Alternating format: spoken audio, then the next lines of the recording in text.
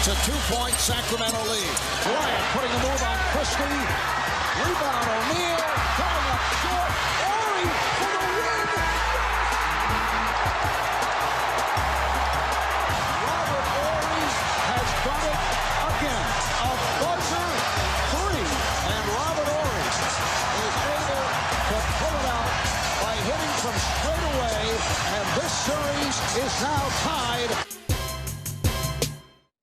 Oh, yeah, we all remember that, don't we? Robert Horry's buzzer beater three against the Sacramento Kings in 2002 in the Western Conference Finals kept the dreams of a three-peat alive and solidified his place as a Laker legend. Jamie, you visited with Robert recently, and we all remember where we were that particular day when that shot went in and his attitude when he left. I was going to say, Jim, his body language after he hit that shot was I think, my favorite part of it.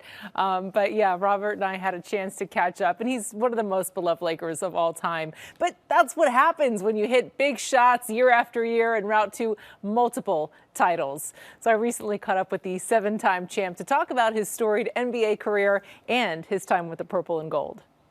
Legends, sponsored by CallJacob.com. When you think back on your playing days with the Lakers, what jumps out to you? What sort of feelings of nostalgia do you get? Well, I think about me being a child, growing up being a huge Laker fan, and moving on to college and having a poster of Magic Johnson in my bedroom. And if we had a game on a Monday, so Sunday night I was giving Magic a high five before I went to bed, and so it was like to get that luck, right?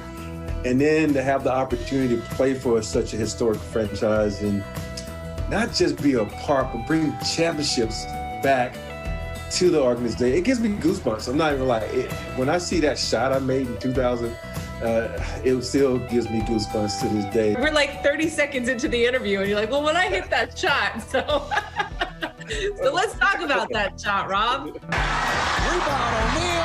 Going up short. Horry for the win. And do something iconic like that in a moment as big as that, in the playoffs, in a crucial game.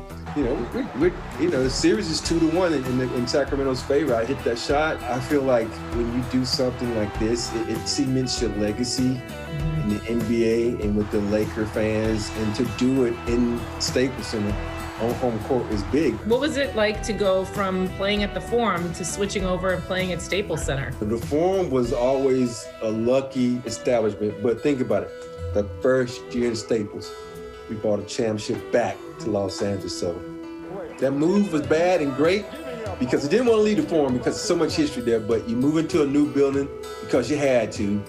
And to win a championship in the new building the first year with a new coach it was so many things that made it such a great time. When you joined the Lakers, what do you remember about that phone call or that meeting, or how did that happen? I think about when I had the opportunity to get drafted by the Lakers.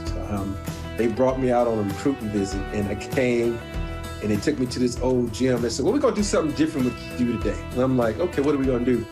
And we're going to make you play one-on-one with someone, and then watch Magic Johnson. And I'm like this.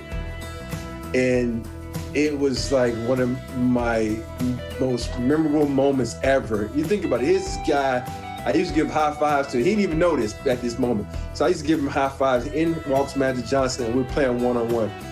And you know how you have that moment where you like giving it your all.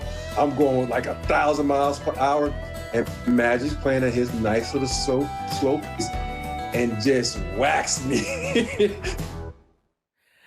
This interview with Rob was so much fun. We actually have part 2 in tomorrow's post-game show, so I'm excited to have you guys check that out. He's got some great stories about Shaq, but I think anyone who knows Shaq has great stories about Shaq. Yeah, there could be a part 3, 4, and 5 with him. Absolutely. But I remember when he made the shot, his body language was, of course I'm supposed to make it. I'm Robert Horry. So oozing with confidence. Yeah. But could you imagine walking into the gym and they're like, oh, we're going to have you go one-on-one with someone, and out walks Magic Johnson? Incredible.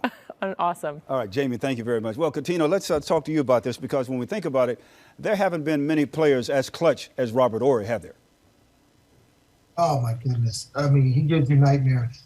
I don't know how he does it, and he seems so calm every single time and knocking down shot after shot. And listen, coming into the Houston Rockets, and winning championships, and then going to the Lakers and winning championships. I think it's just Groundhog Day for Rob. It's just what he does. And, I remember my rookie year, we were playing the Lakers in the playoffs. And I dribbled to the left off the pick and roll, and I went up and I saw someone in the corner, and Rob sunk down on the defense, which he should have did, and Shaquille O'Neal blocked my shot out of bounds, started high-fiving everybody. Rob don't drop. I throw that to the corner, okay, and then maybe we win that first game. But, he's always been nightmares for me, and I'm pretty sure for the Sacramento Kings and everybody else that's out there. Yeah, and it's really amazing how vivid you remember a lot of those things, because not only was he a great shooter, he was a great defensive player and a really cool teammate as well.